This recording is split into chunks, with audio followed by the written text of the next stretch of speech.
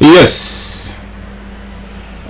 Hikma already what you said ogambye self already tutuno alhamdulillah waiting for the video inshallah. Yes, finally nziguse mbadde just nchasetinga mu wano ebintu ebyenjalo byenjagala twogereko lwaliro bingi mwena of course mukimanye ekigenda mu maaso mu nsi yaffe Uganda omuyiggo gwe batadde ku president waffe Kyagulanyi Ssentamu Robert. Ne kansoke mbabuuzeeko barange muli mutya mujje baleko yonna gye muwangalira yonna gye mukwasaganyako engalo yonna gye muwangalira abali mu nsi outside Africa abali within Africa ng'oli muna Uganda salute webale nnyo kupambana webale nnyo byonna byokola because at the end of the day we have to make ends meet naye above all webale kwagala ggwanga lyo webale kubeera ng'ensonga ezigenda maaso mu ggwanga lyaffe Uganda in the socio-economic and political environment was following bulungi era ensonga lwaki oli wano kuba eno kyano yaffe tugenda kusangako bikonde tugenda kusangako mipiira tugenda kusangako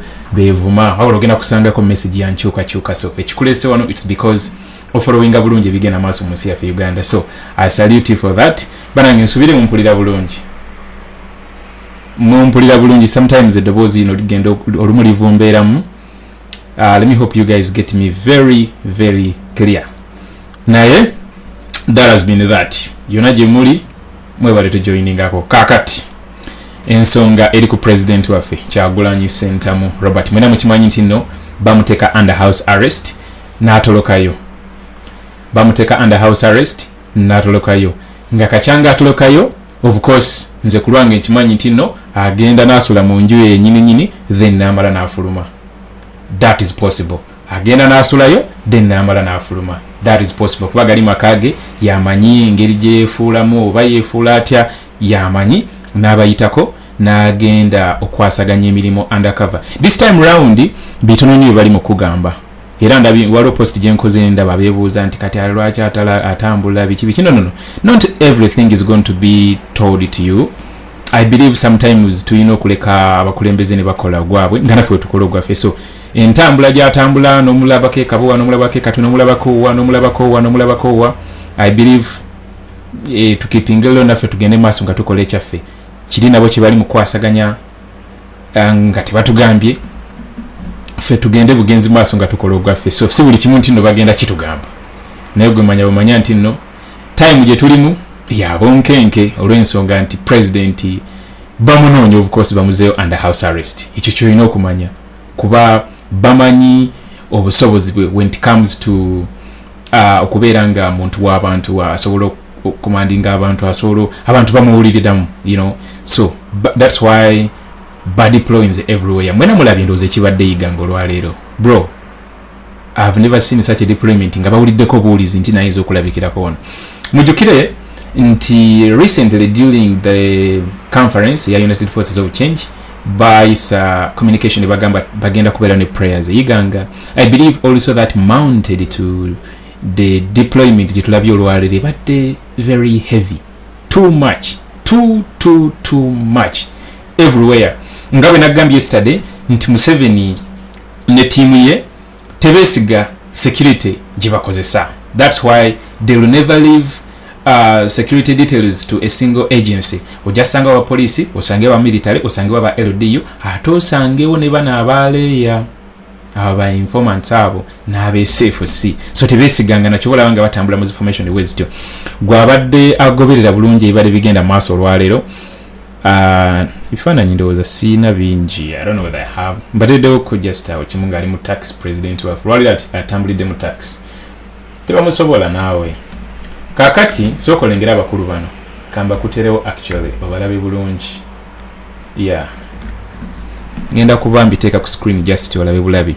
Kati bano balaba. Lwaki nimenya kangende bugenzi ku Facebook page yange. Nabateredde ebifaananyi ebyo. Let me just go to my Facebook page. That is H.E Muwonge. Where are you?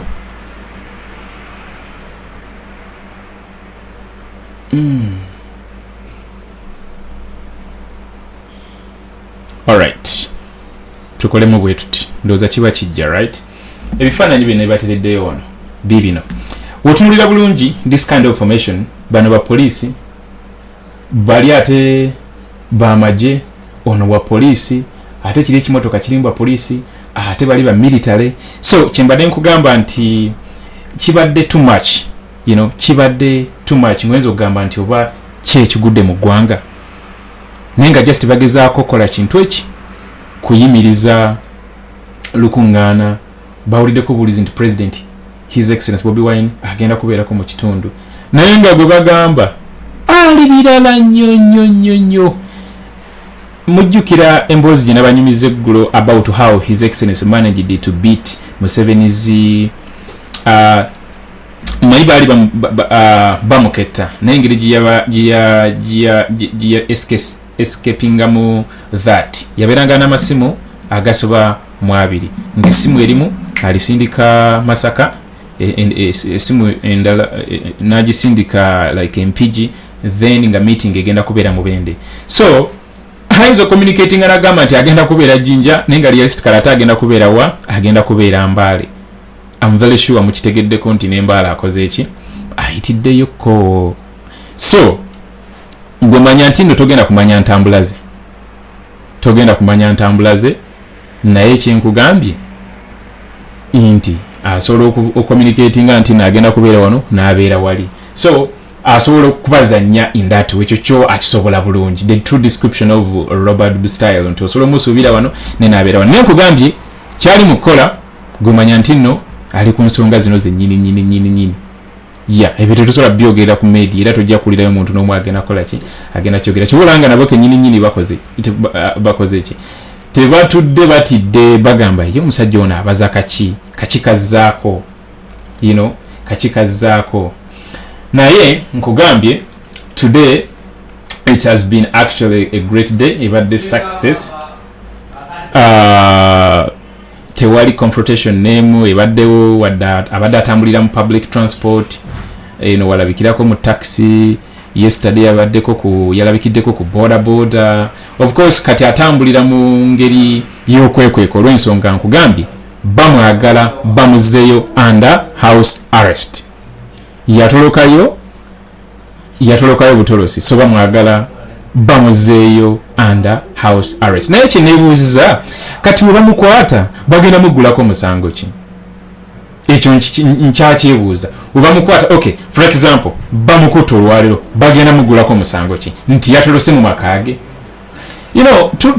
Tuli mu nsi agawalayi nga esaana kusabira.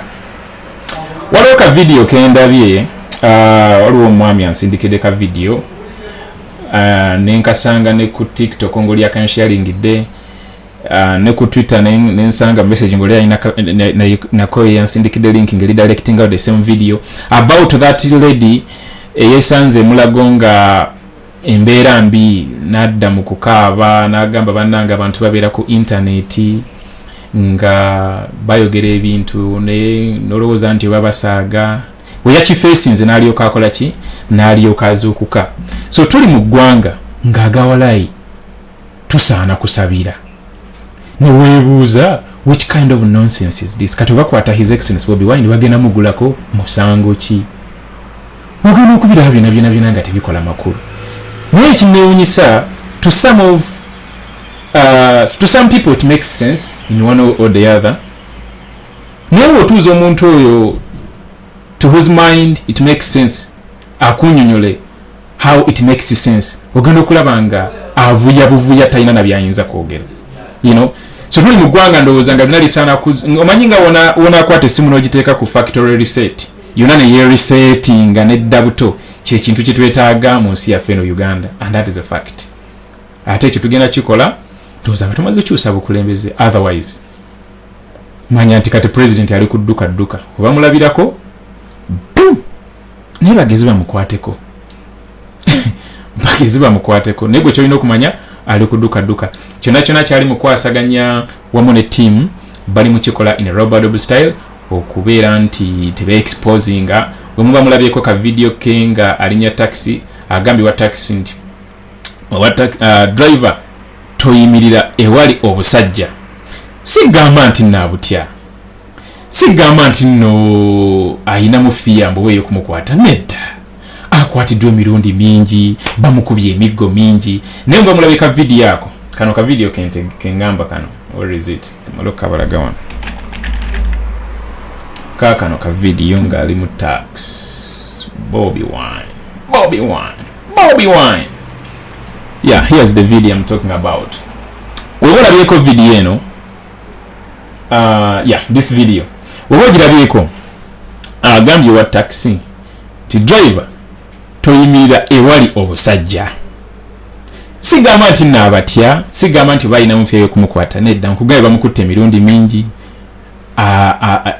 awonye okukubibwa amasasi emirundi mingi tiyagasi ndoza yanywa oba canisters oba mmeka mu kalulu akawedde so much bibamukoze naye olw'ensonga nti no tayagala bamuyimiriza wali busajja tayagala mutataganya mu programu zize zaliko currently tayagala mutataganya mu programu zize zaliko currently so kolindemu katono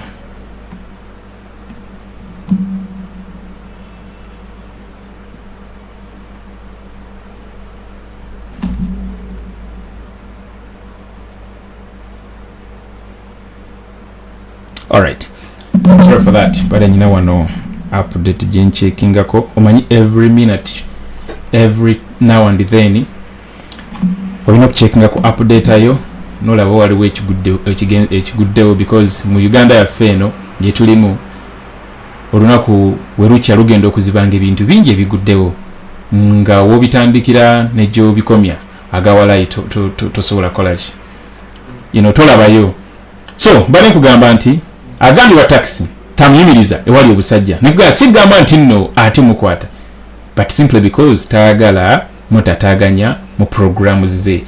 That was the video. It was amujira bulungi nebigambo bulide bulungi. Then wano abayitako of course in one way or the other wano yekubye ne selfie nakulaga nti nno kugamba abalazeeko bulazi nti nno muyinza okunnoonya muyinza okunjigga nate mbali very close mbali maaso gammwe bwenti. This has been the message. Nti munnoonya muyinza okuteekawo road blocks zitya ewakawe ndoza mmanyi ekiriyo ewakawe kikino ekiriyo. This is what is at His Excellency his house. Ekyo kyekiri mu maka ga president. Tibava nkugaye batadde glock cameras ezenjawulo, mobile toilet weri, abamaji we bali, abapolice bali, military we bali, all over the entire fence. Tebakiriza muntu n'omukuyingira, tebakiriza muntu n'omukufuluma. On top of that, batula ku motoka waggulu kweyo tracker yabwe balengere buli kimu ekiri munda. So that is the situation back home. Naye nkugambye the message behind this photo ebadde nti musobola okubikola byonna naye ate mbali close bwenti era n'abayitako n'asooka yekubya ka selfie n'akabateerayo nokabateerayo. So ekyo kibadde so provocative. Then deployment gye mbadde mbalaga luli naye yagisharinzeko actually era n'agamba nti the Kwadra regime has deployed heavily on all roads leading in and out of Jinja, Yiganga and other neighboring districts. Since morning, they have been checking most vehicles using the road, all because they are looking for me. If only they used the money they spend on these operations to fix roads and improve services for our people, our country would be much better. Statement your president yakajiko semirundi ndoza nga esatu obena in the past like 4 days. If only they used the money they spend on these operations to fix roads and improve services for our people, our country would be much better. Naye ngera bwensiba nkugamba nti their main preoccupation is to devise means of how to cement their grip on power, and that's what they'll capitalize on each and every day. Yensonga lwaki bakola bino byonna.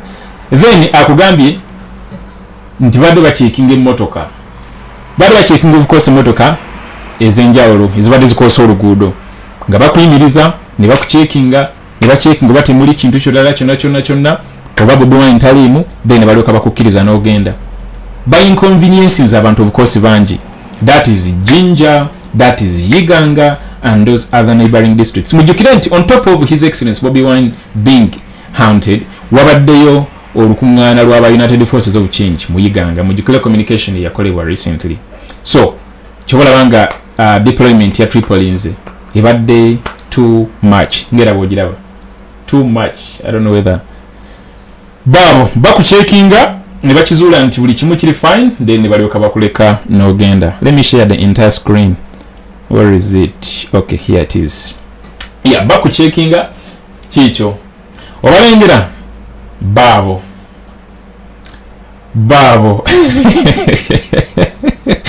olumu bansanyula.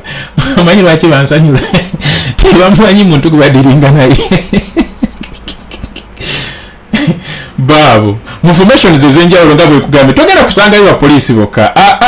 Bano batandinga UPDF ejeri andibali likuma borders ne balitandinga into institution eyambako Museveni okwenyereza mu bufuzi.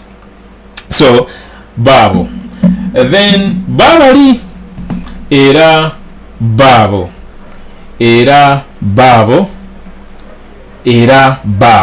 ku luguudo, you know, era babo ndowooza obalaba bulungi. Era babo babeera kugambye oyinza obiyita ebyokusaaga naye biri serious. Bataddeyo deployment ebadde nnene nnyo ng'osaaga n'okusaaga kati nno ge bayita amaanyi g'abantu. All we need to know is that His Excellency Bobiwine is a representation of our voice, is a representation of people power. Tibata Kyagulanyi nga ye batya gwe Munnayuganda because bamanyi bulungi nti no you connect with His Excellency Bobiwine bulungi nnyo. So batya manyi go bamanyi what you can do when the worst comes to the worst. So tebaagala kufiirwa ekintu ekyo, tebaagala kufiirwa buyinza. Kyobalabanga I always tell you guys nti in a struggle yaffe eno it's not going to be tegenda kuba smooth. Tulowooza nti ndoye Museveni ayagala tumuggyeko. No, agenda kuteekawo fight era agenda kuteekawo resistance. Kati naffe tulina okubeera nga tuteekawo resistance ate ey'amaanyi. Recently nabasaba nti nno mu buli kye tukola tumubeere steps 2 maaso, at least nga tuli steps 2 mabega, nga ffe tusettinga narrative nga si yatusettingira narrative come 2024. That is if and only if we don't want to go back into his sham elections. We have to be at least 2 steps ahead of him, nga at least at least 2 steps behind. That is if and only if we do not want to go back into what we saw during the 2021-14 general elections. Kikyentegeeza tumuggyeko nga tetunaba kutuuka yeeyo, because that's when we can at least devise a means as a country, you know, okuteekawo platform efe balinga buli muntu, you know, platform esobola okwenablinga oba environment esobola okwenablinga free and fair election, not under this dictatorship, you know. So dictatorship actually ekozeseza buli means to cement its grip. Mujukira nti nno one of these days mainstream media is compromised. Togenda kusangayo mawulire gatugasaffe nga abanankyukakyuka. So twadda ku social media kyobalabanga nze togenda kunsanga ku TV twazeekolera. Tulina Facebook pages zetwatandinga into TV, tulina platforms imperative, not me alone but each and everyone who advocates for change and can come out and say something. Platform twazeekolera naye wadde ya compromising mainstream media naye nabo tebakyajayo, nabo baddukira eno ewaffe era batulimu. So kyebakola one of these days, you know, they don't have the numbers. That's the fact. They don't have the numbers. We have the numbers. They are very few, and those few are commercial driven. Woba tobasabise mugati mukamwa tebalina kibagenda kukola. So I'm coming to this point of BBC's investigation yakoze recently ne blocking over 200 fake accounts. Team ya Museveni zebadde kozesa oku threatening aba activists, oku spreading a propaganda, okulaga ekifaananyi ensi abantu abasigadde nti regime ya Museveni nnungi bakoze okunoonyereza okwo ne bakizuula account zibadde fake bakozesa ebifaananyi by'aba influencers ebifaananyi by'aba models ebifaananyi by'aba celebrities ab'enjawulo ng'ate si na bannayuganda ne bacreatinga ne bateekako amannya agali fake then ne batandika okusukuma omugambo imagine nga bakozesa Facebook naye ate nga Facebook bagigala mu Uganda. So ke kaliro kano ke nkugamba ke tubeera tubateekako era kyenva nkukubiriza nti gwali eyo ng'oyagala enkyukakyuka enga maybe tolina kyokola funa wenyiga beerako nekyokola olaba nga basajja barespondinze in that format manya nti nno what we are doing works. Let's just triple those efforts, let's just multiply those efforts in whatever we do. So ngenda kuyisamu actually mu article because it is really very interesting. Sigwe gusoose mujukire mu 2021 era twabasuula mu katega ako ne bakagwamu era ne baba blockinga kyekyaviirako Museveni's Facebook account ne mukyala we okugenda era wogenda n'okebera ku Facebook notypingamu erinnya dictator Museveni notypingamu erinnya dictator Yoweri Kaguta Museveni bagenda kuleetera page nga nsembayo okupostinga ku Facebook oba mu January 11th sigamba nno tayagala netakyalina access ne mukyala we n'abakozi abasinga because bali barunninga fake accounts okukumbira okutegeeza ensi mbwe ekifaananyi nti Uganda nnungi bana opposition bayogera bifu ne babazingako bonna accounts bali bakozesa obuli fake bali spreading propaganda oyo ne babuclosinga. Kati this time around BBC yakiyimiriddemu nekola investigation yongayo nekola investigation. Actually of course article tugenda giyitamu nekola investigation nekizuula nti over 200 accounts zali fake. Teyakoze ku Facebook yokka, yakoze ne ku X formerly known as Twitter, and Facebook took action and deleted those accounts. X tenaba kutekinga action, maybe it's going to take action naye ate bana bakwata ku Twitter kajja kuba kaweddemu boyo obuvubuka obwo buli ku Twitter bakomereza bali ku Twitter munjulira obukyali buli ku Twitter bukozesa fake accounts of course naye buli ku Twitter bwetuuma amanya buteekako agafaananyi bwetuuma amanya agatategerekeka ne buteekako agafaananyi bonna bupostinga ebintu byebimu bifaanagana era bonna bulina reasoning capacity yeemu ngera omanyi omuntu ng'ali ideological bankrupt nga n'obwongo bwe busaana ku updating nga bwe expiring nga wetaaga kwegamba nga their mental batteries need to be recharged. That's what I mean. Bonna balina endowooza yeemu, bonna bafaanaganya responses bakuddamu ne bye bapositinga. So buli ku Twitter buyitirivu nnyo. Ku Facebook bazzeemu ne baziggalawo omulundi ogwokubiri duli babaggala mwe mwagendera zi accounts z'abavubuka ba mindset yali yaggulawo ka page bakayitanga hotspot kwe baali bakoleranga ne Isima ne full figure mwe mwagendera zi account za Ashbag Kato mwe mwagendera ya full figure mwe mwagendera eya Jaja Ichuli bakolo bali bamuyita linnya kyo bayisima bikikyajjukira bulungi mwe mwagendera account ya Doni Wanyama eyali addukanya accounts za Museveni ne mukyala we kyobolabanga Museveni takyali ku Facebook n'endala mpitirivu nnyo tebaakomaawo baddamu ne baggulawo accounts endala naye jjukira nti bo tebalina magezi kuba tosobola kubeera ng'olina amagezi n'okulembera eggwanga lino mu state gye lirimu. So tebalina bwongo, tebalina magezi, tebalowooza baba mabobami. So the same methods they used then, they are the same methods they employed this time around, and a different team of investigators came in, did the investigation era ne babazuula bazzeemu ne baziclosinga. So here is the article. I want you to abantu balowooza tuli be cooking up. No, we are not cooking up stuff. This is real, and this is the article. One day ago. Hold on just a second. Just a second.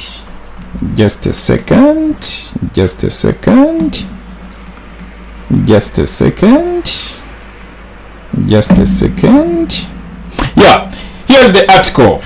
kamalo gipulinga out nsolo giscrollinga bulungi nawe weesomereko ate era osobola ogenda ku BBC nawe n'ogisoma osobola oteekamu just kigambo ekyo nga bwe nkitadde ku screen Ugandan Internet Propaganda Network exposed by the BBC.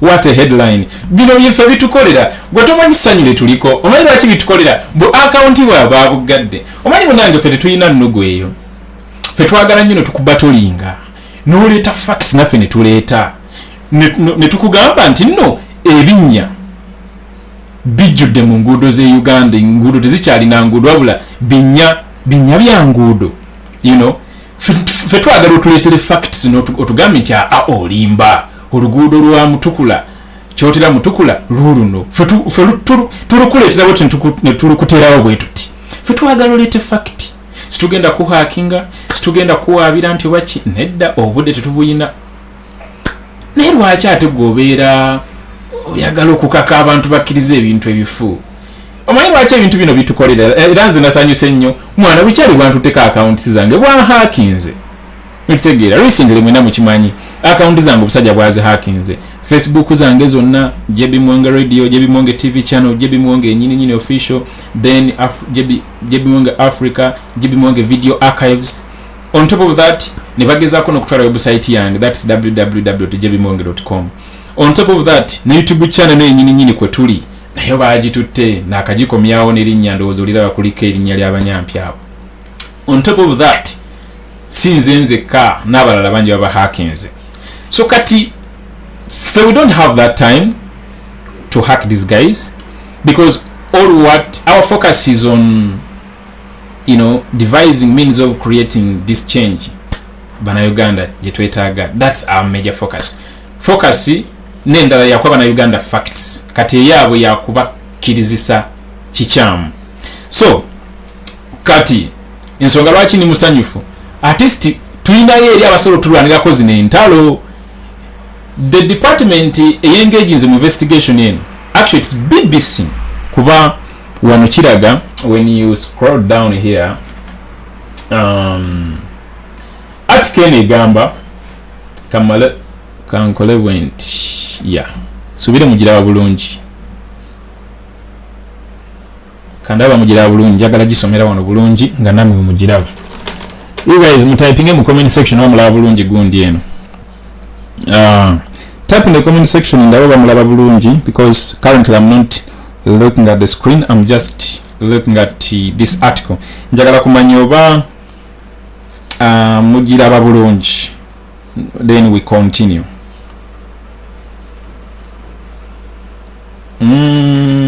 Kandabe Chilabo Hasfa Ntaro Robert Kamya Beni Worokoso News Updates and Movies Nabukenya Surivia Benard Saku Katosi Nachanzi Face waliwo commenting agambe gundi mujira okay yeah mujira bulungi.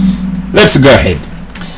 Article ne wadde gamba Ugandan Internet Propaganda Network exposed by the BBC. Wow, let's go. Bino binyumira mbyagala nnyo ko obusajja wadde buntu tenze na kati wabanga baba tutekeeza abatenga baba bazibatutteko in a good faith kwa wadde bakola bintu bichamu, then there is a reason to celebrate kuba tubawonye. Article gamba a BBC investigation has uncovered a network of fake social media accounts in Uganda under false identities. They spread pro-government messaging and target critiques with threats. But who are the people behind it? Let's dive into the article. It continues to say, it's not every day that you get to take a selfie with the long-serving Yoweri Museveni. Sisora Mwita President Gasia Bulolo. When the opportunity arose. When the opportunity arose, Dr. Jamechia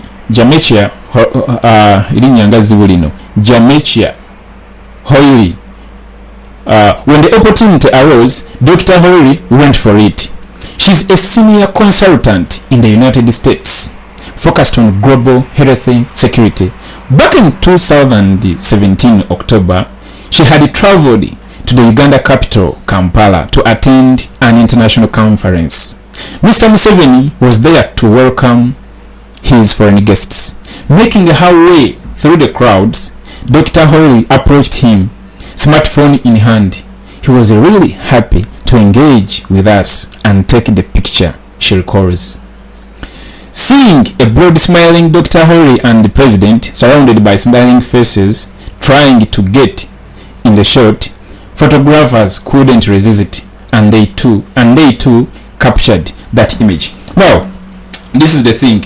When they are taking a selfie, naye the photographers webalabanga Museveni ali mukwekubya selfie ne Dr. Hoyle bichi nabo ne batekinga shot eyo. Ba photographers bani saaba doctor wabula aba Museveni onfuna bulungi abani aba Museveni kati yo doctor ono mukyala she's a senior consultant in the United States focused on global health security. A senior what? A senior consultant. Let's go on. 4 years later, now it news one way 4 years later, this exact photo would be used to create a fake social media account aimed at spreading state propaganda and targeting government critics. Okawulidako ono mukyala ekifaananyi kino kisafeesinga nga wayiseewo emyaka ena.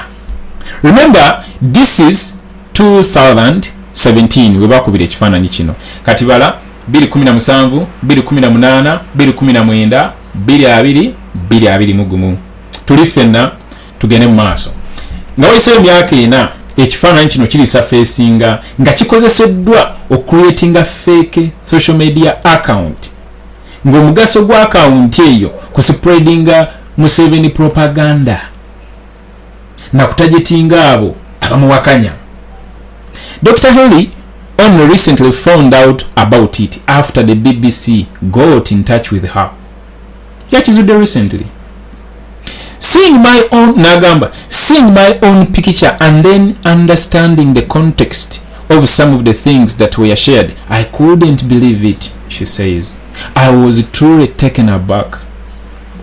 Nawe kenyini nyitoyinza chikiriza. Okay, kwa maka fananyi ovudde wano ogenze South Sudan, wayise emyaka esatu sebo ekifaananyi kyo kitrendinga mu South Sudan. Gwe activist akyasinze kiriko no linnya ddala wekiraba oyinza okusigala ng'oliwo bro. So naye yennyini yeewuunyiza we yalaba nga kifaananyi kye kiri ku accounting ate information eri mu kusharingibwa and all that kind of a thing. Yali tasobola kikkiriza kugamba nga wonaabeera blown off nga completely towetegeera toyinza na kikkiriza kyolaba. So kati account yiyo netugijjamu. The fake account using Dr. Hoyle's photo was created on Twitter in October 2021. From early on, it appeared to have no interests outside Ugandan politics, regularly posting in praise of the Ugandan government and its policies. Here is the account gyebali mukwogerako. Bagituuma linnya lya Naggujja Mmase. Bino bityo bagamba nti banasajja beetuuma amannya g'Ekiganda ne batandika okuvumaganya Abaganda. Ne beetuuma amannya g'Ekinyankole ne batandika okuvumaganya Abanyankole. Ne beetuuma amannya g'Abakyoli ne batandika okuvumaganya Abakyoli. Ne beetuuma amannya g'Abalugwala ne batandika okuvuma. Ne beetuuma amannya g'Abasoga ne batandika okuvumaganya Abasoga. Of course, engeri gye bavumaganyamu bapostingako. So, now look at this. This is Naggujja Mmase. Ekifaananyi kya Dr. Hoyle. Ono talinayo Naggujja Mmase. Taliyo. It's a fake account specifically created to promote Museveni's propaganda. Ye account. Laba postingako some of the roads in Uganda constructed by NRM. Look, wow. This ensure mobility of people and the commodities. Then the reality of the matter, kulagako enguudo zaffe muzimanyi. You understand? Mumanyi bulungi enguudo zaffe. At least recently the world got to know the true picture of Ugandan roads. At least thanks to the United Forces of Change, international media platforms reported about it, and they of course bajiddeyo ddala ekifaananyi kyennyini olwadde mbadde ndabaka video kaba delegates abamu abeno G77 anaamu biki nga bayisa mu kibuga naye agawala ng'ekibuga kyabayisaamu muko ka video ngenda kabateerayo era baterayo akafaananyi ngenda baterayo ka video yako kansanyudde agawala alina omwana badde akakomentingako ng'agamba ni banangerengera ekinnya abalanga ekinnya bakikubamu obanga obadde oli lubuto ozaalirawo emmotoka ekkuba mu kinnya tolaba nti nezo zisimanyi V8 bikoze bitya ndizimanyi teziwulira binnya muko biri ebinnya tobimanyi nti bizima lwezi emmotoka ezitawulira binnya ezo zemugaa zimanyi teziwulira binnya biri ebinnya tobimanyi okikubamu emmotoka nebuuka mu bbanga bweti nettawo bweti ekyomanyi abagenyi bazibaga enensi so naye kati they have to create such accounts to create that fake image of Uganda under Museveni. Anyway, tugende maaso. Much harsher words, including occasional threats, were directed at opposition supporters and government critics. Account eno oba accounts zino nga zikozesebwa okwatakinga ba activists abenkyukakyuka abatawagira omuntu oli yenna nga tawagira Museveni, abali ku ludda lw'opposition nga babakanga of course mwenna ndowooza nze sibikyali bipya ku nze era sikyabiwa makulu mbuba oli ansindikite ka message mbwa ntiisa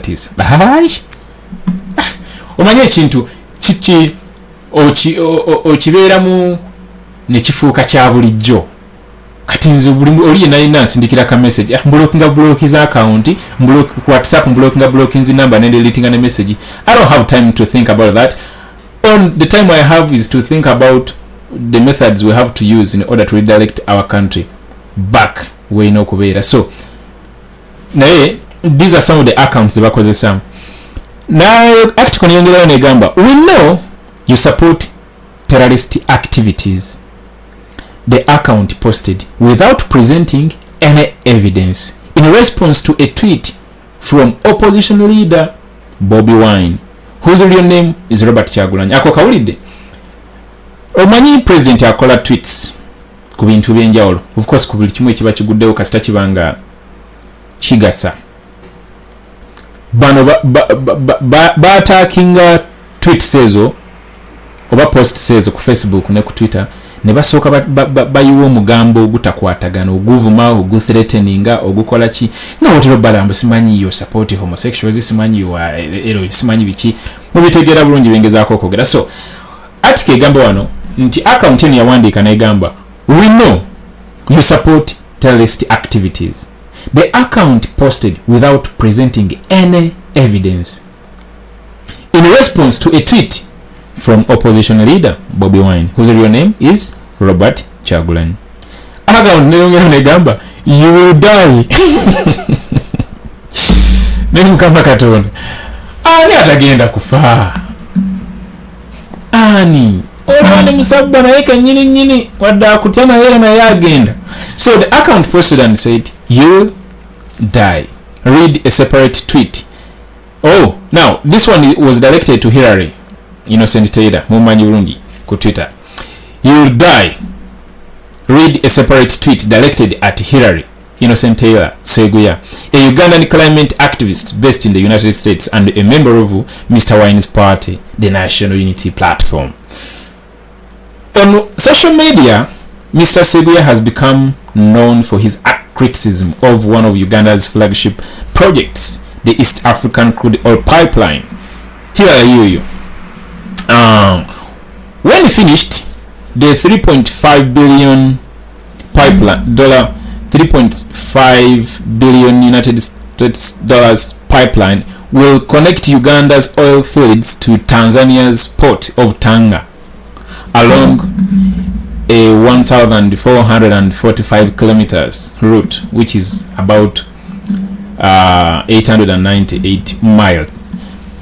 What you need to know about ECOP. Okay, I don't know. I'm not going to go into ECOP. Njagala focusing wali kugonti. ku accounts zino. Yeah.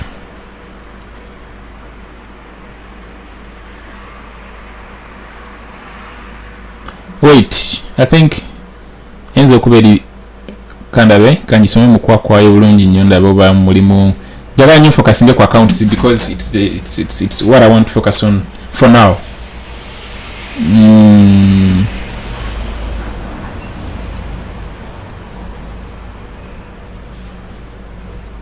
Okay, let me go through it. Can I college? Can I kubuka anything? Yeah. Can I kubuka anything? Yeah. What you need to know about ECO. Supporters of the project say it will create thousands of jobs and generate millions in oil revenue, but critics have urged the ECO could prove disruptive for local communities while having a significant impact on the environment. Trolls keep coming for me on a daily basis, he says.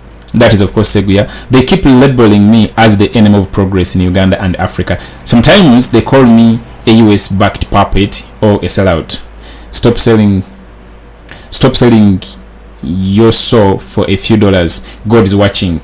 The account belonging to fake Jamecha was just one of the dozens attacking, harassing, and at times threatening Mr. Seguya. But on clear inspection, the profiles all bore striking similarities to each other. Kino kyekitegeeza, okay, they all claimed to be Ugandan citizens, often women, whose accounts appeared to have the sole purpose of posting praise for the president and pushing back against critics. The Ugandan Media Center, which handles public communications on behalf of the government, did not respond to our request for comment. Kino kyekitegeeza nti accounts zino, the accounts belonging to fake Jamecha was just one of the dozens attacking, harassing, and at times threatening Mr. Seguya. But on closer inspection, the profiles all bore striking similarities to each other. Now, gwabadde takimanyi wetegereza akantu kano. At least kino kiri mu public domain nti webera nga olina devices, webera nga oli connected ku internet oba oli connected ku Wi-Fi, for example, kankozesa Wi-Fi, obeera in most cases, especially obeera nga oli mu kifo kyekimu nga muli connected ku Wi-Fi, mba mukozesa IP address yemu, kasita service provider abeera nga y'omu. For example, omubanga service provider wamwe Simba, kiba kitegeeza nga mukozesa router yemu, IP address yamwe egenda kuba yemu. Kati bano bafala kibatera okukola, tebeewaamu time nga bapostinga ebintu bino, ate bakozesa service provider y'omu, kiba kitegeeza ne gateway egenda kuba yemu. Kati in most cases kiba kyangu okutrailinga accounts ziri fake, nti zipostinga, jukira wali mu kusooka yakugambye zipostinga at the same time. Oba wakateekayo ekintu bwoti munno nga akikopa naye nga apestinga, n'oli mulala nga akopa apestinga, n'oli mulala nga akopinga apestinga, mwenna mukikolera mu kaseera keekamu, mwenna muli connected the same gateway, mwenna muli connected the same IP address, mwenna mukozesa Wi-Fi yemu. It is easier for someone to trail. Mwenna ate mu spreading a message yemu. Kiba kitegeeza you were hired and put in a special room where you conduct those duties, and you can easily be identified. Chobalanga kaza akugambye webate bakola the other time, so I'm very sure even this time era bakoze akugambye on a close inspection the profiles all bore striking similarities to each other. So by analyzing those accounts behavior, BBC Verify was able to map out a network of nearly 200 fake social media accounts operating on X and on Facebook, even though the latter has been blocked in Uganda since 2021. The vast majority of these accounts used stolen images as profile pictures, often social media photos of models, influencers, and actresses from across the world. but none of the usernames used by them appeared to be linked to real individuals in Uganda or Tanzania. Kakati bano bachali nawe nagaye mukusooka accounts zino bateekako bifaananyi bye bajje ku social media ebyaba models ab'enjawulo ebyaba influencers ebyaba actresses, not only in Uganda but across the entire planet. Alonda olumu kutera okubeerako obukyalo obulungi banange nga kakyala kalungi nnyo nga kalungi nga kakyala kalungi n'ogamba wow, n'otuuka ku account naye nga byapostinga bujwanga ne simply because abantu abamu they are just about the face beauty na following oba nabeera enticed okola ki okubeera nga chattinga n'omuntu oyo amuddamu, you know, that kind of a thing. So bakozesa ebifaananyi ebyo ebyaba influencers, ebyaba actresses, byebajja ku social media, ebyaba models ab'enjawulo and all that kind of thing. Kankujjukizemu katono kino nze kyali kituseeko personally. That was in 2021. Babi nsindikirako abasajja ba Museveni abaali baagala manyi batutestinganga ne bakusindikira ebifaananyi nti JB twagala tukube Museveni naye tiimu yiino wano olwene tulina ebyokulwanyisa, tulina biki ebifaananyi bino, abaana bali ready, bali ku border, biki ebyokulwanyisa bino, twaguzeyo emundu ziri 3 ziri wano, twetaagisayo sente, kati gwe engeri gyolina platform teeka ya posti ojja kufunayo abantu abasobola okukola ki, abasobola okutufandinga biki. Of course toyinza baddamu obanga oyagala okuprovinga authenticity ekifaananyi gwe kikwate bukwasi. But for example nkozesa ekifaananyi ki, okay, that will be a lesson for another day. Naye of course osobola googlinga ekifaananyi nekikuleetera similar photos oba nekikuwa the date it was taken, where it was taken, details about that photo mu Google photo search. So twakolanga photo search agaga gafaananyi gakuwa abantu bali South Sudan, bayimbi ba comedians, kugamba oli wabeera nga si mubuufu bulungi ng'osobola ogwa mu katego kaabwe. Yeah, naye of course information and of course ekitebe kyagitegeerako era nekituuza abaana nekibayinductinga nekibagamba yes basajja ba Museveni bali mubayitaayitamu baagala battunuza mu direction yeno bajjira mu kakodyo bwe kati ne bwe kati ofuna message bwetyo tobaddamu blockinga. Yeah, ekitebe kyategeerako information eno era ne batuuza ba foot soldiers ne babategeeza ne baba preparinga mindset zaabwe ne zibeera nga ziri alert ng'oli wamuleetera bujwanga oyo bw'atyo. Of course kwali kwagala kukwatirako baana nga bakola ki abaana of course ne babeera aware of that. So it's the same kind of thing kibakozesa wano nti bagenda ku social media ne badownloadga ebifaananyi ne babikozesa on these accounts. Kakati tukyagenda mu maaso nabadde wayiba nange. The vast majority of these accounts used stolen images. Yeah, of course mbadde mpiseewo bulungi. Tugende maaso. These accounts often posted the same content within minutes of each other. Sibagambye. By looking at the dates when they were created, we also found that many had been set up on the same very day. Baloze bamanyi. Tebalina magezi basiru. Wano kiba kyangu kya backtracking nga kiba kyangu kya backtrailing nga kiba kyangu kya blocking. Enjawulo gye bayina naffe oba ensonga lwaki kale ffe ebyaffe biri authentic. Kati nze H.E Muwonge nzigulawo account yange.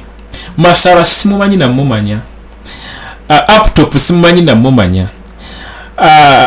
Ani omulala Jafa Makanga simanyi na lunaku luyagulirawo account naye tukwatagana we are comrades kyabirivingiramu kyembirivingiramu bya postinga birala nnyo ku byange naye ati byonna biri mu direction yemu. Ghetto TV bya postinga bya postinga bagulirawo page you don't know following tuyina yemu ne bye tupostinga byanjawulo binzo kwa bye bimu tupostingira different times ate twamala bitusindikira kwegamba ekyafe kiri authentic ntokera kumacha n'obuuza nze ntana no babuuza now what is on your mind nga just njagala tuwayemu you know kalwalo yamba tereddeyo nti lwaki police ndio tukigezaako giyambako ne tujinonyezaako Bobiwine nkyabigulu ne tuyimuka tunonyezaako Bobiwine ne tunonyezaako police Bobiwine iganga ne tusituka ne tunonyezaako police Bobiwine Masaka ne tusituka ne tunonyezaako police Bobiwine. Hey, just kubayambako biyambi you know, just just kubayambako obuyambi. Just kibadde kirowoozo kyange. Message eyo resonatinga nekigenda mu maaso. Togenda gisanga wamulala nga agipostinze. Oba kale no abagipostinze. It is something different. Sigamba nti waliwo agimugambye agipostinge. Ekyaffe kiri authentic engeri gye tupostinga mu bintu byaffe. Kwegamba kyobalabanga algorithms za social media zino teziblocking ngako accounts zaffe because ekyaffe kiri real, kiri organic. Following eri organic, post zetteekayo ziri organic, ziri real. Tetuziteeka ya the same time tuposting ebintu byanjawulo. Ne Katonda no bafala account bazigulirawo olunaku lumu. You know, by looking at the dates when they were created, we also found that many had been set up on the very same day. This suggests that while they may look like separate accounts, they've been working together. It's unclear how successful this network may have been in actually shifting people's views of the government, as very few of its posts and a large number of likes, comments or shares. Of course, kino kyo kiri obvious. Abantu abamu tulina entegeera ya njawulo. Yes, kyolabanga wetubeera mu kusoma waliwo akulembera, waliwo n'asigala mu kibiina. Nesigamba nti nno omuntu oyo maybe abeera mu ssiru, abeera naye alina kyategeera ng'ate ono akulembedde maybe tasobola kukola ki. We are gifted in different capacities and all that kind of a thing. So when it comes to the mind, such kind of people gye bali nga basobola okuwuddisibwa within split seconds ng'alabula bikafaananyi ka president ng'ekifaananyi kiroliyo kati nga bakubanga ebifaananyi bya president ne bakwata kamapu ka Africa ne bakateekako kala za rainbow. Oli ng'alabula bikafaananyi ako n'agamba kyogamba president waffe olunaku bino byalimu obwongo bwe ne bukyuka. Abantu abo gye bali. So and this is the work of these accounts. Yes, it's a matter of fact. Bana abantu balina abantu be bakyusa obwongo gye bali nga bwe kugamba ino tutegerera ku rate ya njawulo.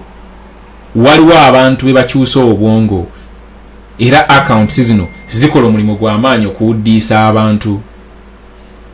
Zikola omulimu gw'amaanyi okuwuddiisa abantu abamu. Omuntu n'omutuukako ng'abadde ensonga agitegeera bulungi, naye n'omutuukako enkeera ng'atandise okulaba Museveni ng'akyali ku maanyi, ng'atandise okulaba Museveni ng'akyetaagayo emyaka nga 3, atandise okulaba mutabani wa Museveni ng'ali ku magezi. N'ogamba ono omuntu eggulo twali twogera ng'ali ku alaali, kumbe bamukubye kalifomu, kumbe bamukutte obwongo ne babukola ki, ne babukuba kalifomu yenna yawenze dda ajjuddemu kye bayita Musevenism.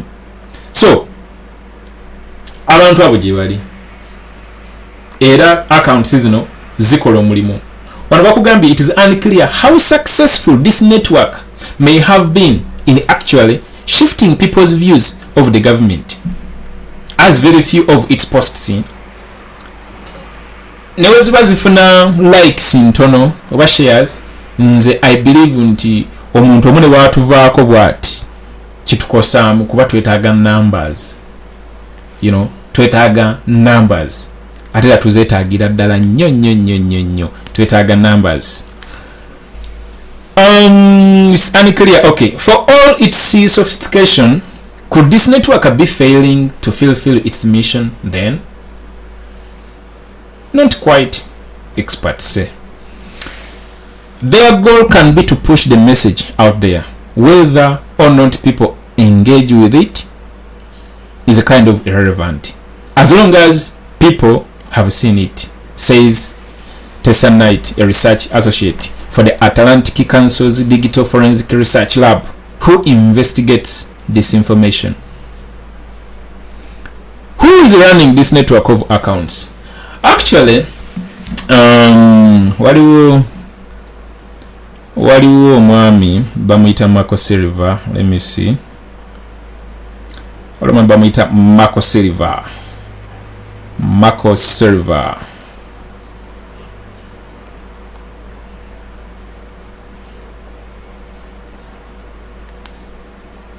naye ali ku team eyo kola investigation BBC. Anyway, you can megenda yo. Who is running this network of accounts? Contacted by the BBC, Meta removed most of the Facebook accounts we identified. Meta believes that individuals linked to the Government Citizen Interaction Center, that is the GCIC. Okawulidako, Government Citizen Interaction Center, GCIC. A Ugandan government agency. Eno GCIC agency ya Uganda. It is that is Government Citizen Interaction Agency. A Ugandan government agency may have been running several of the accounts it removed. The company did not share the evidence.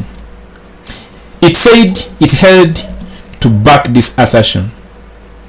And as a result, the BBC has not been able to independently verify it. But in a statement, the GCIC denied this allegation, saying that agency accounts are not operating on Facebook.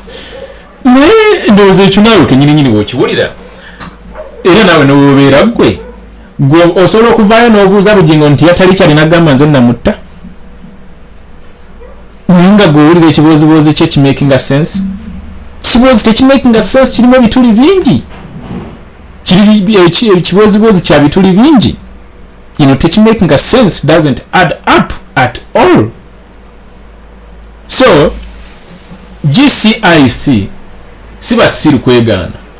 Artist abo basiko walinze. Kuba badde tebasobola kuvaayo ne bagamba yefe. You know, naye nyinza okujjukiza nti mu 2020 ya eyadoni wanyama permanent secretary wa Museveni then bagitwala eyali addukanyiza Museveni kandi naye wandimubuuziza egwaddukanya accounts zino yandigambye nedda. So let's continue. Article gamba, but in a statement GCIC denied this allegation, saying that agency accounts are not operating on Facebook. But fena tukimanyi bulungi nti ebitongole bya government ya Museveni byonna bikolera ku Facebook. Byonna accounts za okutandikira ddala ku police, actually okutandikira ddala ku Uganda government Facebook page. Gero gikebe mazende uze myaka nga I don't know nako mujikebera konduza mu 2021 I don't know. I'm sure tujikebera katwenzo okwesanga nga last post ya recently. Let me check right now. Yiro wachi twemenya na Uganda government Facebook page. Genda bugenzi ku Facebook, genda bugenzi ku Uganda police. Police yenyine yateekawo nti it is illegal to use Facebook. Negamba no kugamba ntino we are going to arrest those accessing Facebook using VPN. You remember those days? Police is supposed to keep law and order. Yoke nyini yekozesa Facebook, which was banned in Uganda, and it itself police yavana negamba it is illegal to use Facebook because Museveni yagikola ki yagigalawo. So tukimanyi bulungi okutandikira ddala ku police institution ino kuma law and order ekozesa Facebook, parliament ekozesa Facebook, buli so kati bano just balimba bulimbi kamala okulaba wano ona kibera ko Uganda government Facebook page ndabe kandabe yeri wabanange tejja mu search results simply because stera researchinga binonze tibina kye binyamba gasiya bulolo. No, I really tejja mu search gunti oba yizimu kuzibatutte omanyi batuta accounts imperative ekyo tukiveeko ne mwena mukimanyi bulungi point gyendi mukola. It's a valid point. Artisting kwa the example nti Uganda police yoke nyini bakozesa Facebook era bulina kunzemba mokinga lwaki bagenda maaso nga batuwa updates nga bazitiza ku Facebook nga ate bakimanyi bulungi nti no Facebook bagigala mu Uganda nga bakimanyi bulungi it is illegal to use Facebook in Uganda nga bakimanyi bulungi nti bobe nyini nanga yavayo yoke nyini agamba tugenda kukwata buli yakozesa Facebook nga akozesa VPN ne bagala sebo no ku blocking ya VPN abakulu abo mujukira ebiseera ebyo. So bagamba nti no bagenda ku blocking ya VPN ne banange tuyina ensi n'oli omuntu nga yeepanka Under his regime, under his reign that has lasted for the past 38 years, close to 40 anyway, if you count from 1981 we batandika okulwana, and they seized the power of course in 1986. Those 5 years plus emyaka gya katufugira gye myaka ngana plus mu reign ye Uganda letuswana ku manufacturinga mpiso kati sebo baagala kolaki baagala ku blockinga VPN nabawuliranga bayogera neŋŋamba naye bannange tuyina abasajja era tufube nnyo tukyuse ensi yaffe. Imagine oli yenga obuzibu abusanga lwaki abantu bakosa Facebook naye nga te Facebook ewa abantu emirimu.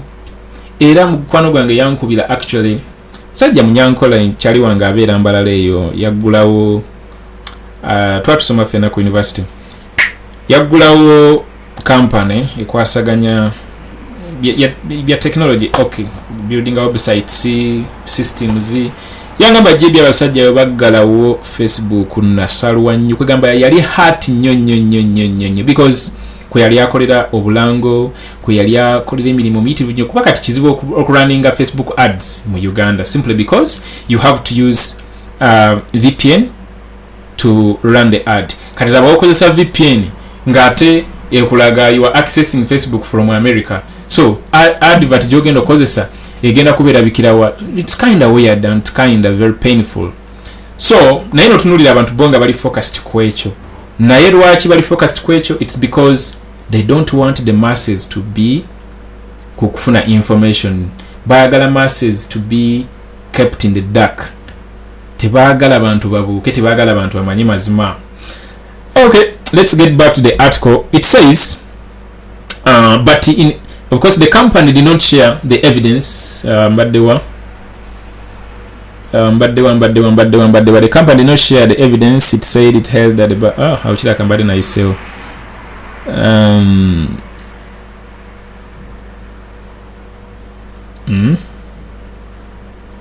yeah, Meta believes that individuals linked to the Government Citizen Interaction Center, Ugandan government agency, may have been running several of the accounts it removed. The company did not share the evidence to have deal, but in the statement, of course, GCIC yeganye. Now, of course, yadaina kwegana.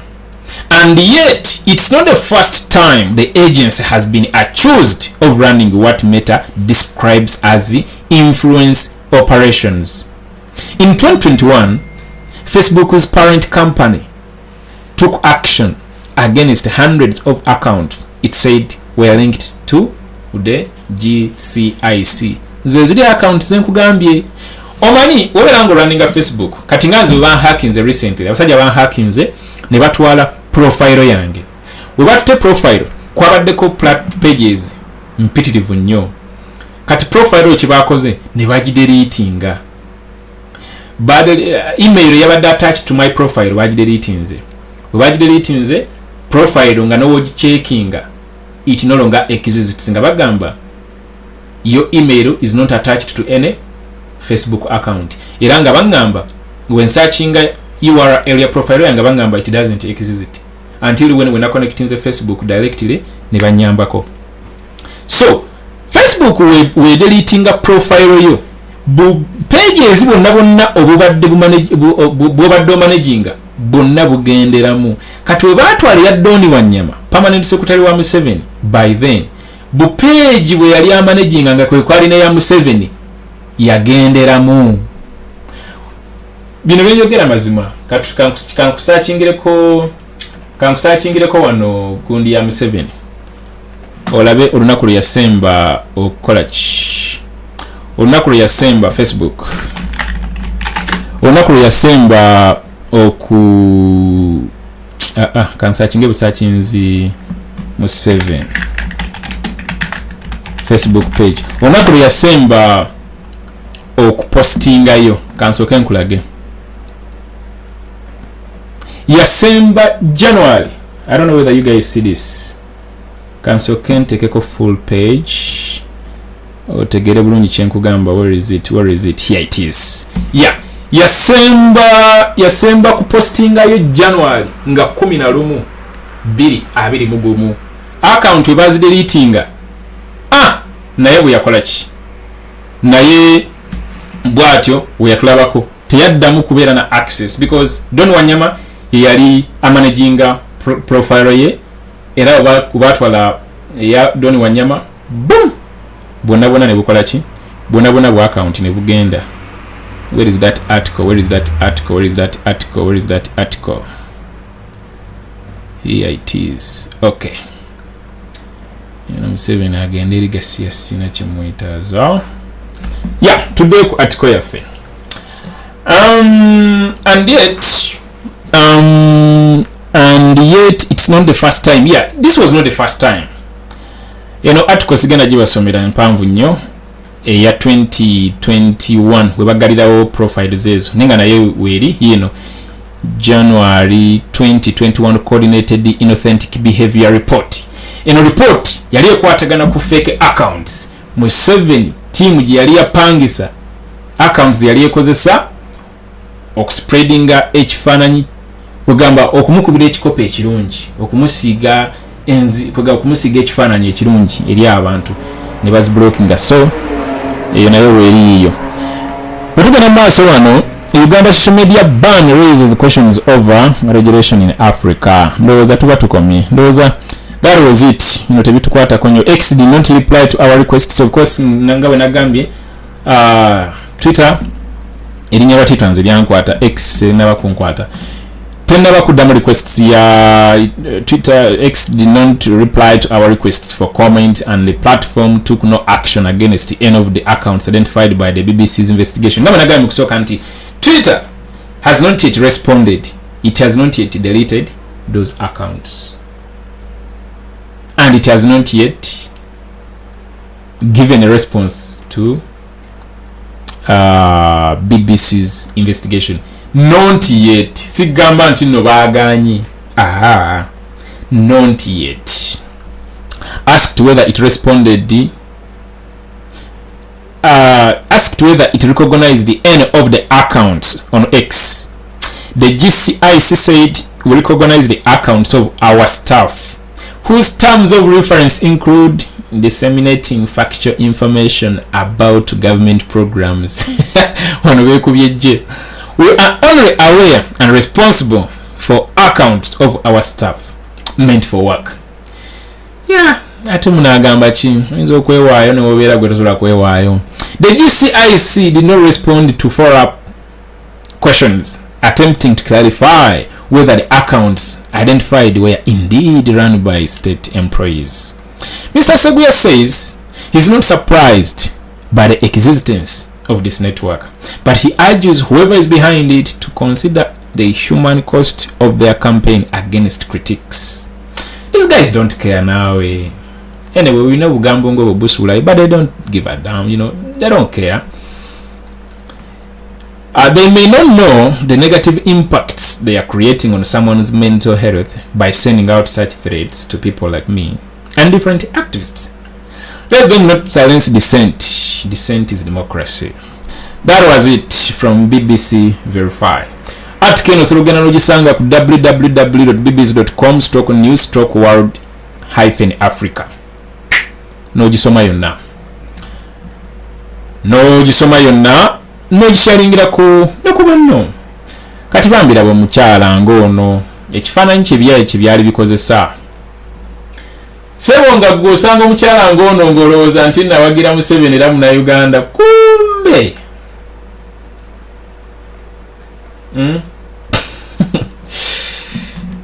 naki tuyina ebizibu mu Uganda naye Museveni agezezaako nnyo okutwesibako akozesezza n'amagezi mayitirivu nnyo ate nempenda nga bwe nakugambye nti nno yatugoba ku mainstream media ye yagicontrollinga yagifuga webagezaako okubeera nga bakyusa mu narrative licenses nga babakangakangamu nti bijjeeyo sijja kukulimba kano kanka kugambe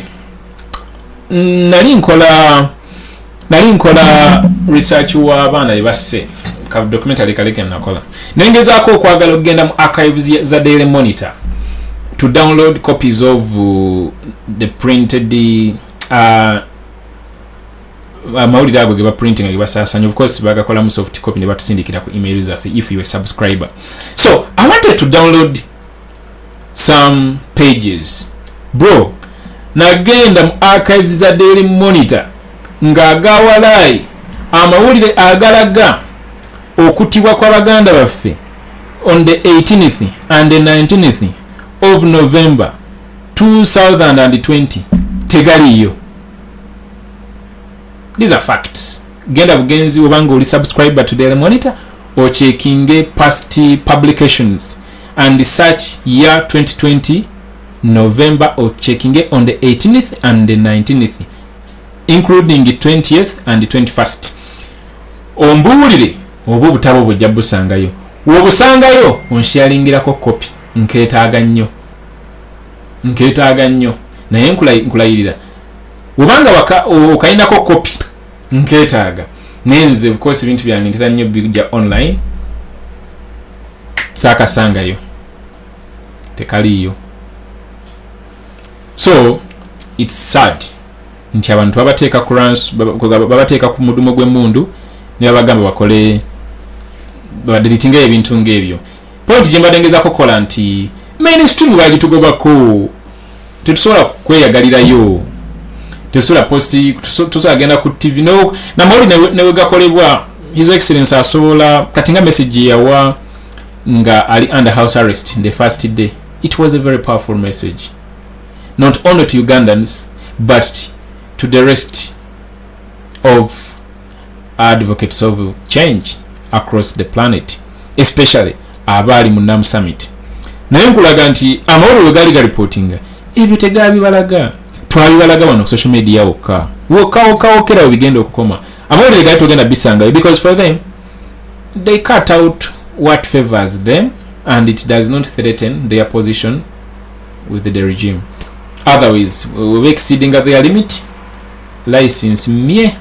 So but on top of that neno ne batulumbayo ku social media ne batakoma kukola fake accounts ku spreading propaganda kuvuma His Excellency Bobiwine kumala mu bantu manyi wabula ne bagenda maaso no hacking platforms zaffe batugobereko ddala.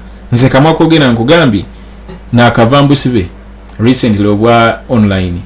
Currently I don't have access to my platform JB Muwonge TV channel and I'm very sure you guys who are watching abamu baddeko access ku platform eno kuba tubali tugikozesa nnyo. Abali Boston bali baginako access, abali California bali baginako access, abali Denmark bali baginako access, abali South Africa bali baginako access, abali Qatar bali baginako access, abali Washington bali baginako access. Bakomuliza for kwetolola Docas aba Uganda is breeding bali bayitidako okukola online protests away every Saturday. So bagitute I no longer have access to it. And do you know what they did? By deleting buli muntu yagibaddeko ne access.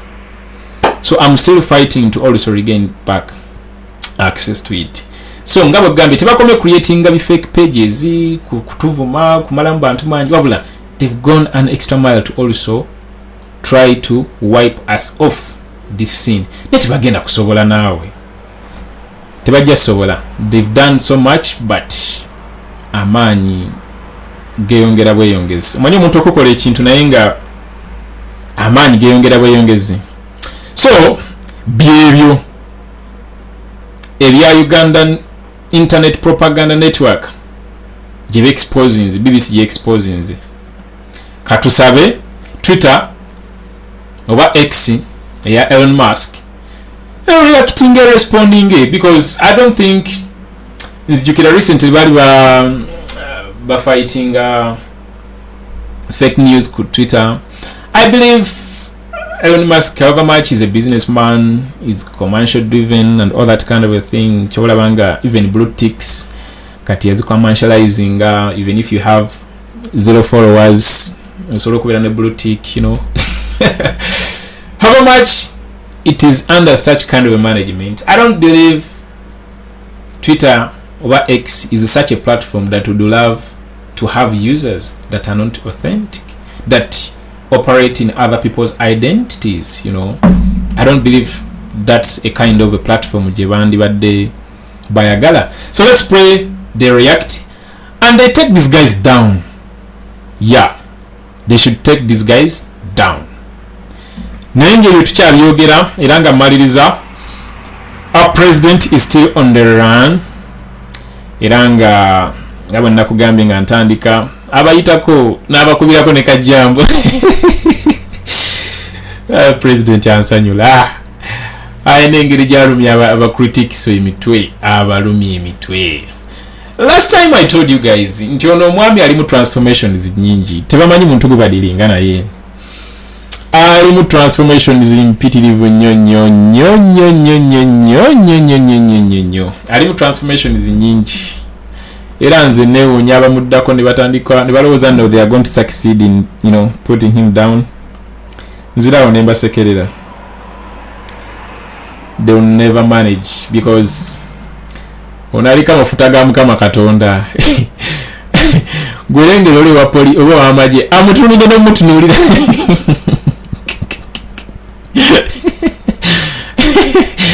amutunide n'omutunuulira nti nnozaga naye oyo sikyagulanyi oyo nsi oyo agenda okuyimiriza emmotoka nga yayiseemu dda, agenda okukubira abasecurity bali maaso eri ng'ate ono yavudde mu taxi gyadde atambulira atazze ku boda. Such interesting. Yes guys, I believe that's all I had for you today, unless you have anything in the comment section. Nakazi, Joelia, Uganda Impia, wherever you are, maybe we put you in prayers. Inshallah you come back safe and sound. Yeah, you will come back. Equator TV, NUP News, even North Korea tubadde tujifunako access. Yeah, naye ngezaako kufightinga okulaba nti regain back access to that page as well. Kilonde Karim,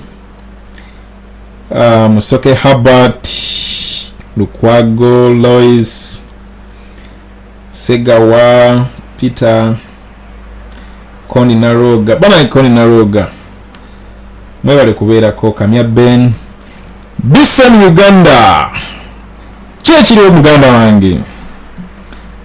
Equator TV, Naswa France, Ano Tebinagwa Simon, Red Zone TV. You guys bana mwebale kubeerako. Naye mbasava bano ndayo bakyali bange bangi nnyo. Yeah, Babisem, ba Red Zone TV, ba Koni, mwena mbalawo wano banje manya bunage nsoma. Lady Masaka mwena ba Efra bonna Frankson Guest nawe kulabako wano. Frankson kuli Frankson chimanyi naye kwali bana Lin nkulengera kuli katosi nawe kuli nkulengera bannange kyemba saba buli omu alina platform. Bannange gezaako kukuuma platform yo. Nze neekumidde emyaka egisoba mu 5 naye obusajja bwanzinzeeko jjo ne butekinga control over my computer.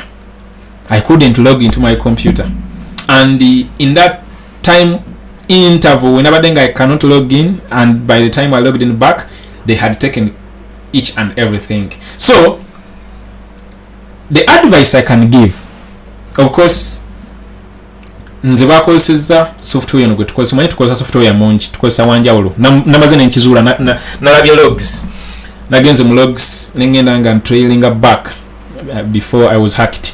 Bakozesa software gwe nkozesa ne bachipinga mu buntu bwabwe ne bankwata.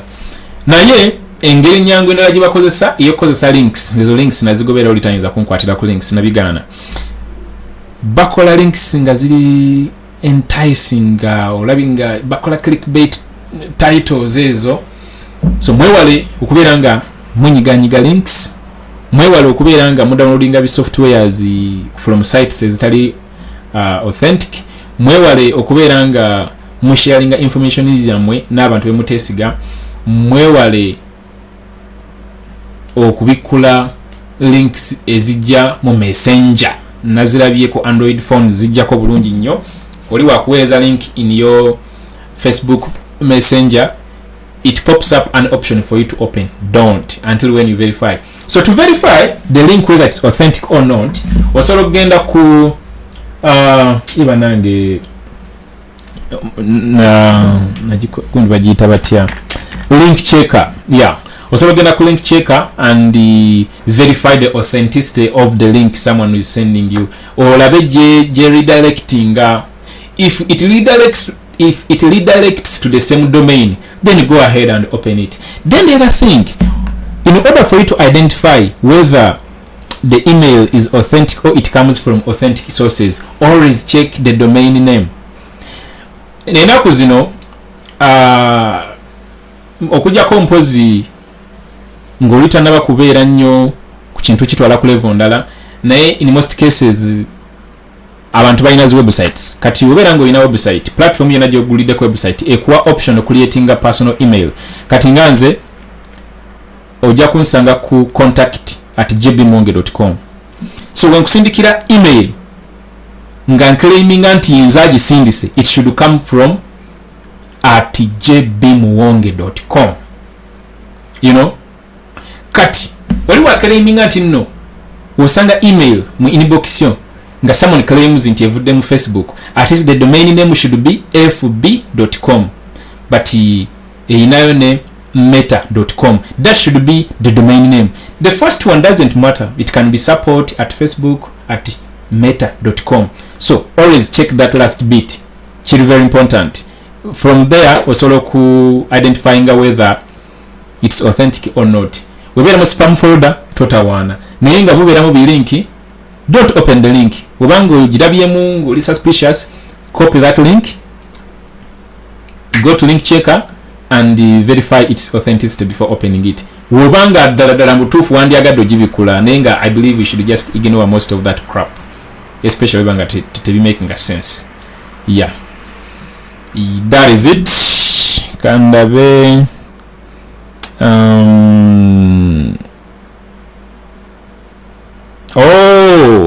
Frankson gwakozesa Equator TV NUP News kyakabinyo kati nno naawe nkulaba otandise okumenka otandise okola kyokumayuka. My president yagamba nti olunaku lugenda kutuuka nga bino by'emirembe gyaffe kanka bakubire.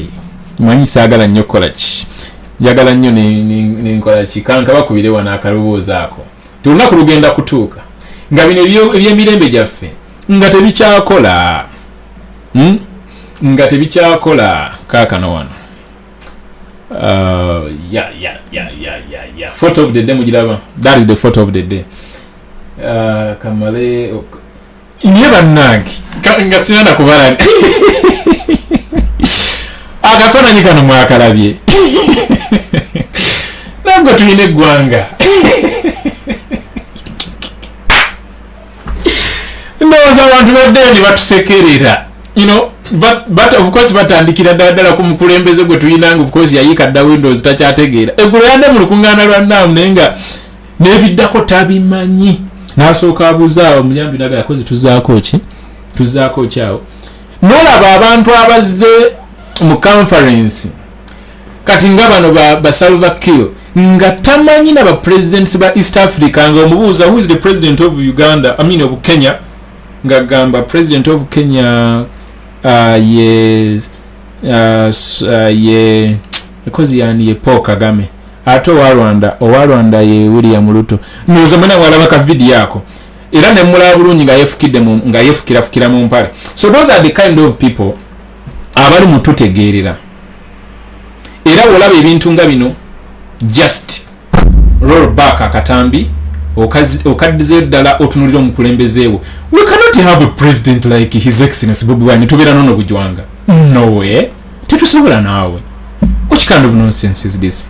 Ndowooza abantu baddeyo agabalayi ne batusekerera. Like it or not, kana kafaananyi kagenda kutrendinga si mu Uganda mukka okujjako kale nti ekigambo police kikweke kati ffe kalogo kaffe tukamanyi nti olaba kalogo ako otegeerawo nti that is police. Omuntu ali Nigeria tajja kitegeera n'ekigambo police kiri hidden. Wano wansi kiraga Akungu police post, wansi kiraga ye Uganda yaffe. But anyway nzikirira ku gundi. Let me go to that video. Where is it? nagiposting nze ku Facebook page. I'm searching for it. Amawulire gano ndowooza nago mwagasomi ag'omwana H.E waka eyafudde that side of Lukunjiri we yakubye ekinnya. Amawulire gano gazze mu kaseera kennyini nga abantu bali mu kulowooza bino bye tuliko bya kuzannya buzannyi. Omuvubuka yafudde ono lwa binnya biri mu nguudo yakubye. Article nayo gyeri ku Daily Monitor osobola ogenda n'ogisoma eyo si yatuleese olwaleero njagadde kayisa buyisa. Ka video kaliwa yoyo sooka omulengere tamanyi nabigenda mu maaso tata n'omubuuza tuli ku kikati omuzungu ndowooza yaga kyali abadde kyono omanya okutunulira.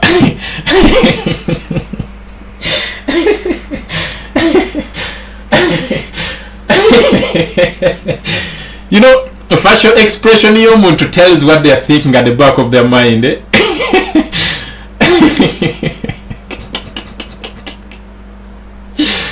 Yasudde da tamanyi na biri ku nsi ndowooza agamba ali mu kuloota Kyagulanyi atolose mu house atolose mu house arrest kati alowooza bakati abalenzi bange bakola ki situbanga tuli wano Bobiwine naggukira wano. Tali ku nsi yoyo gwe tulina osooka okugjawo Uganda egende bulungi maaso naye nga tanaba kuvaawo oyo tewana kimu kigenda kukola. Where is that video? Come on, man. Come on. Video nagiteekayo jjo ku Facebook. Where is it? I'm scrolling on my Facebook page to get to that video. I just want to cause there is no way gye nsobola okuba mu eddoboozi wano kandabe. Kisoboka. Alright, ndowooza kanako mwakawulira njagala bakubira kaliwa ye bannange. Come on. What is that video? Where is that video? Kaka, no, video.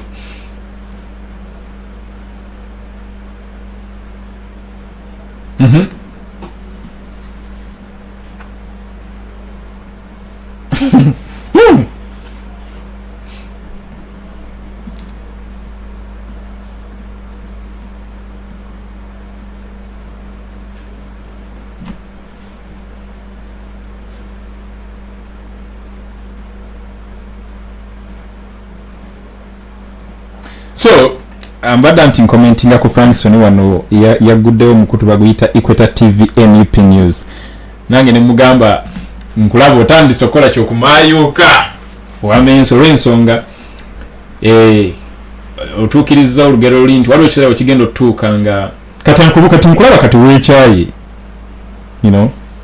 nkulaba kati okoze eki weekyayi, which is quite interesting. We bali kugula mukutu ogwo era kasitanga olengerako akagambo NUP News, Equator TV NUP News, ntegererawo kiri self explanatory, tolina nakwennyonnyolako kugamba oli akitegeera butegeezi. Naye audio eno video eno kanjiba kubire message eno yali very powerful nga as I wind up.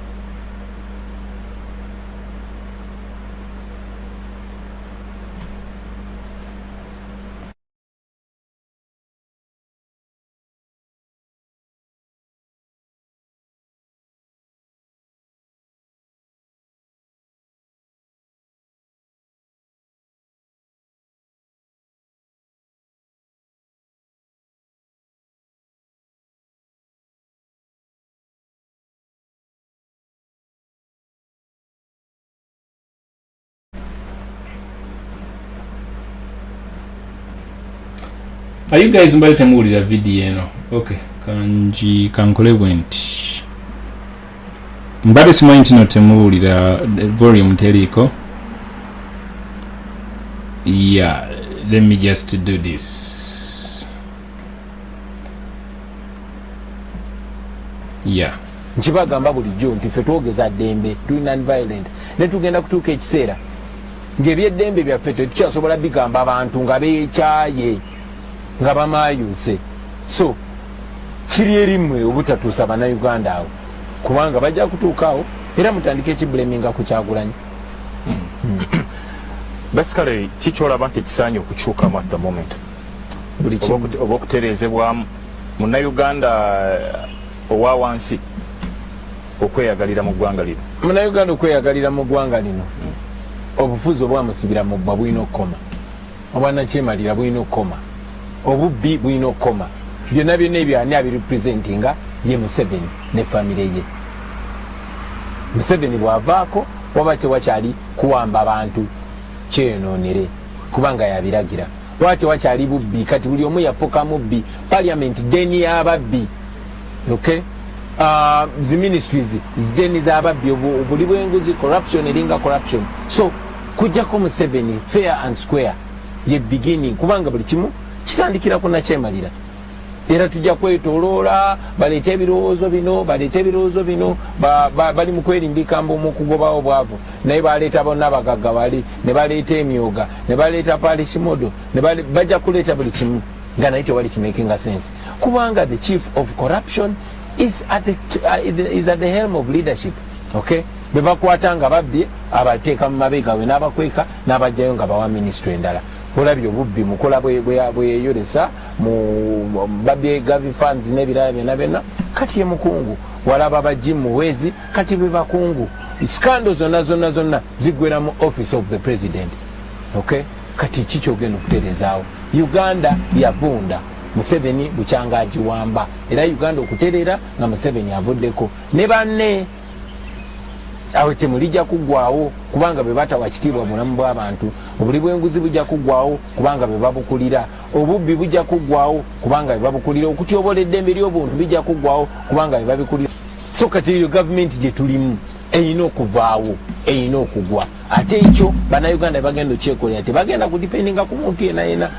Okimuddawo ne mugamba Kyagulanyi tutaase, Besigye tutaase, ani tutaase. No, tusobola just bakulembera naye mmwe nga bannayuganda mulina okwebereramu ng'abantu. Okikiriza nti gavumenti erina ebirungi byekoze era omuntu byagyenyumirizaamu? Of course. Oba gw'olaba ludda luli lukka? No. Njagala omanye muganda wange ti gavumenti eno erina ebirungi byeyakola. Si byekoze? Erina ebirungi byeyakola. Ekyennaku ng'omuganda bagamba nti oyoza ate n'okola ki? Toyagala kyogera noyanika mu ttaka. Webale nnyo. Oyoza ate noyanika mu ttaka kubanga Museveni yajjanga revolutionary n'akola ekirungi ennyo ekyokusuubiza Uganda constitution era ne bakola constitution ennungi ennyo yemu ku constitution ennungi mu nsi yonna. Ekyennaku gy'ate ye kennyini n'atandika okujuyizaamu empapula lumu ku lumu. Okay? Museveni n'afuga amagye naddala emyaka 10 egyasooka kyali kirungi nnyo. Abasirikale tebakyakola bikolobero bali mu barakisi yaabwe kati be baavaayo be bakola mu buli kitongole be bakola mu agriculture be bakola mu foreign affairs be bakola buli wamu be babbi b'ettaka. Okay? So Museveni byeyakola byali birungi naye bagenda babiroolinga back kimu ku kimu kati wetwogerera efuuse kisasalala. Alright. Ye message mbadde njagala okusembyayo olunaku olwaleero era nga I believe tujja kuddamu tomorrow or the day after tomorrow. Naye mbadde njagala artist on daily basis mbeere nga nzikyanga tuwayamu sina kufuna means zenkozesa okuba nti connectinga bulungi oli waba sound system sinagikolako in brief. Sound system jagala funeyo a better way artist oli wakuba essimu nga kinyangwira. Okay guys, mwebale kubeerako, mwebale ku holding on from abali Uganda, mwebale ku dato yo kubeeranga mu sacrificing abali munsi nga United Arab Emirates, abali Dubai, Mingo Joseph, banange muli bangi nnyo kimanyi muwuliriza from different places across the planet, because one thing I like about our struggle nti embeera etunyiga neweesanga nga omuntu ali Korea, neweesanga nga oli ali Israel, neweesanga nga ali Brazil, ninga ata akyalina eggwanga lye ku mutima. Tewali kintu kisinga ekyo, kuba tewali kintu kisinga waka. Wenna mpuliriza nga toli Uganda, I'm very sure you miss Uganda in terms of emmere, okulya ku matooke, okulya ku ndizi, okulya ku bogoya, okulya ku nakati, okulya ku doodo, okulya ku kikajjo, okulya ku fene, okulya ku kivuuvu, okulya ku the climate etalimu muzira, etalimu musana mungi, nga olunaku lukya enkuba netonnyamu katono ate wemala okutonya omusana ne gwaka. A lot, I'm very sure you miss that Uganda. Obanga toli mu Uganda, n'oli ebimere bya fridge, n'ofumba emmere ng'olina deep freezinga, n'ogula ennyama ng'olina giteeka mu fridge, enkoko ekyennyanja n'omala myaka nga tokiriddeeko. A lot. I'm speaking to those who are not in Uganda. I'm very sure you miss that kind of life. A lot happens obeera nga toli mu Uganda, ng'oli wabweru n'otuuka ekisaana ogamba naye nenojjukiramu n'ogamba tulinayo ekisajja ekya holding ensi yaffe at ransom. N'ogamba the only way is to keep fighting. So wenna ng'oli mu kkowa eryo, nkusaba kintu kimu, just triple those efforts zijja kupayinga off. Tugende mu maaso nga we identify our potentials, and after you manage to identify your potential, capitalize on it, tozikiza. Gwe kasita ozuula nti nno nze wano nsobola okukwatawo bulungi n'endeliveringa, tozikiza. Nsiba mbagamba nti action zaffe, those small dots at the end of the day when you sum them up zikola ekintu ekyamakulu. Singa wano wetuli tetuliiwo, singa twazikiza. Nyinza okugamba nti tuli wano wetuli because of our actions, ne wetwagala okutuuka tugenda tuukawo because of what we are going to do or what we are doing. So okutuukawo amangu tutupringe those efforts, ate nekira tuinspiring abantu abalala twegatteko, tugende maaso nga ate sti obeera ng'oli muntu omu, beerako ne banno ku kido wali abakukiririzaamu, obeera ng'olina kyobagamba. Ffenna nga bwenagambye nga ntandika nti tutegerera ku rate za njawulo, goyinza okuba ebintu obiraba bulungi ng'obiraba mangu nnyo, nga oli wakunyumiza nti nno abakyala 19 bafa nga bazaala, ate naawe n'oki experiencingako n'okiraba nti ku kyalo kyammwe ono yafaawo ng'azaala, oli n'afa ng'azaala, kati n'okubisaamu n'omanya nti ebyalo biri mmeka mu Uganda, abantu bameka abazaala mu Uganda, n'olaba nga even 19 is less. Oli wagamba nti 400 kids die on a daily basis in the process of giving birth. Goyinza okiregeera amangu. Oli wagamba nti kiwamba abantu, kutulugunya abantu, okutta enguzi. Goyinza biraba amangu, ne munnange waliwo oli nga ye kale alwawo birengera nga kale tekimulya. Omanyi sijja gamba nti no, some people their empathy pulses za malfunctioning, sijja kyogera. Of course za malfunctioning ku bantu nga Museveni, naye maybe tezikola bulungi ng'omuntu olina omupika n'ategeera, because gyetunaakoma okubeera nga tuli bangi ne gyetunaakoma okubeera nga twekuumira mu ntegeera eyo eyatugatta ku nkyukakyuka eno tujja kuwangula. Naye ekikulu kya byonna butazikiza nagenda maaso nga tukola ekyo kyetubadde tukola. Ekisembero ddala kyensinga kyentero sembyayo, toluzinga hope, toluzinga hope ate toluzinga focus. Kiri very important. Toluzinga hope ate toluzinga focus. Kiri very important.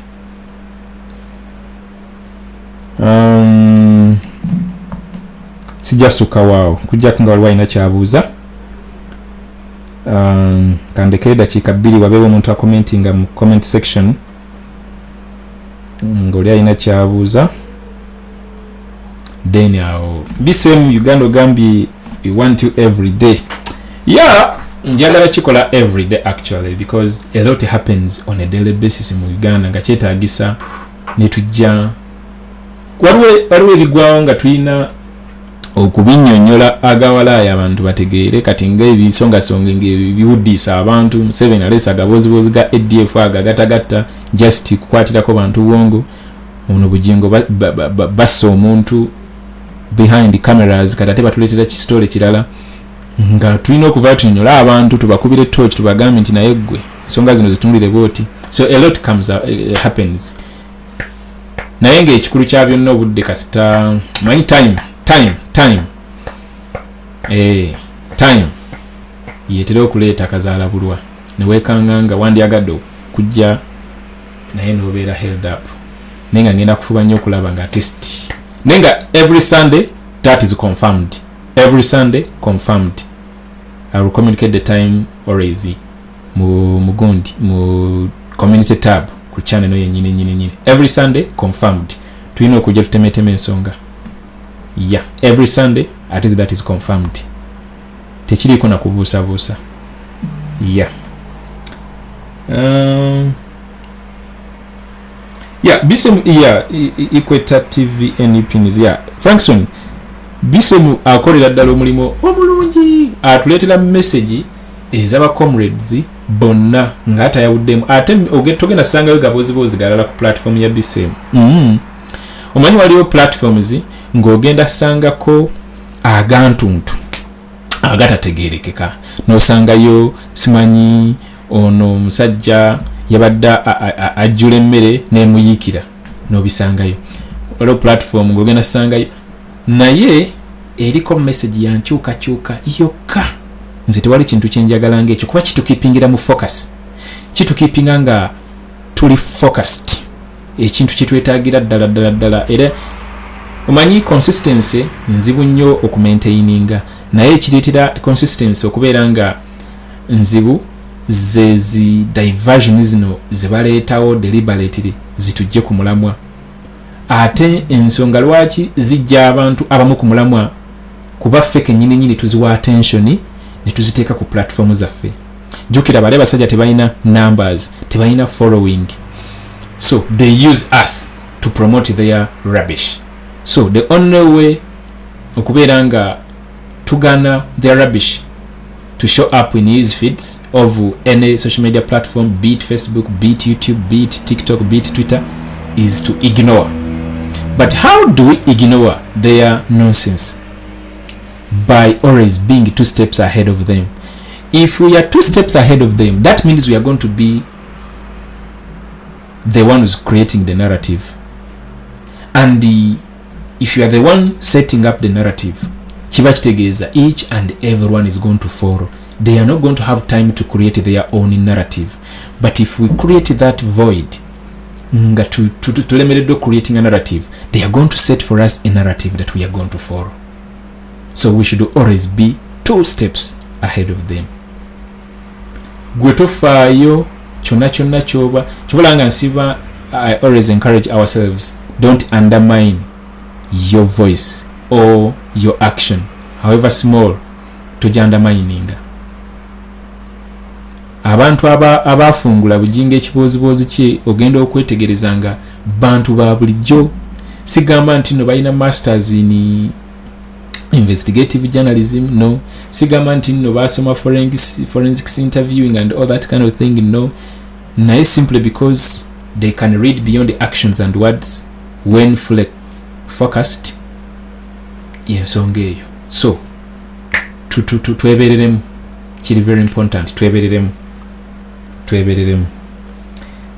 Wow, South Sudan. Awadra Bosco webale New South Sudan. Bannange nno tuyina following eri munsi yonna. Waliwo abali South Sudan, waliwo abali South Africa. Nze nali simanyi paka we nakebera mu insights nenkakasa ngamba ya abana Uganda tuli everywhere, and not because twagala but because of the uncertainty back home. So yonna gye tuli tusinzirireeyo tukole kyetwagala kibeewo. Nga bwe nagambye, just identify your potential, and after identifying your potential tandika kikuba. Ojja kulaba results, sijja kulimba, ojja kulaba results. Tandika kikuba. Yeah.